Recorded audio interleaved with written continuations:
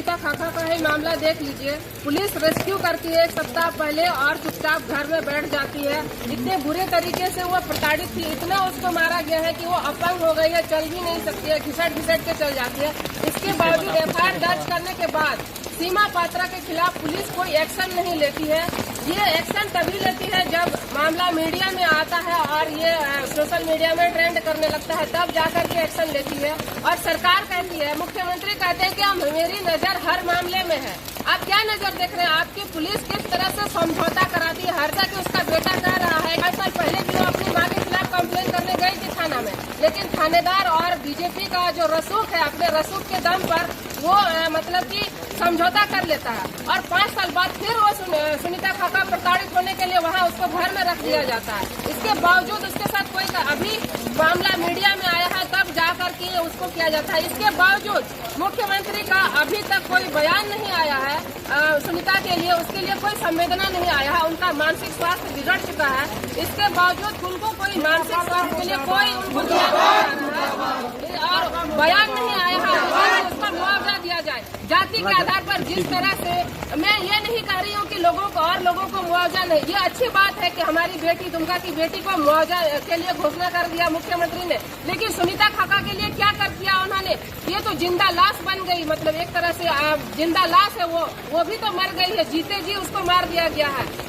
इसके बावजूद अभी तक मुख्यमंत्री ने उसके लिए मुआवजा की कोई घोषणा नहीं की, न ही उनके स्वास्थ्य के लिए, बेहतर स्वास्थ्य के लिए। उनका मानसिक संतुलन जिस तरह से बिगाड़ा गया, वो बोलने में असक्षम है, उसके दांत तोड़ दिए गए हैं, तो उसके लिए क्या किया है मुख्यमंत्री ने? कुछ नहीं किया है। और ये बीजेपी के बड़े बड़े जो नेता, राष्ट्रीय नेता जो यहाँ आकर के यहाँ लॉ एंड ऑर्डर का माहौल खराब करते हैं। दुमका का झारखंड जो है ऐसा जगह है जहाँ पे हिंदू मुस्लिम को लेकर के कोई लड़ाई झगड़ा नहीं होता है, इसके बावजूद यहाँ का माहौल वो लोग खराब करने का कोशिश करते हैं।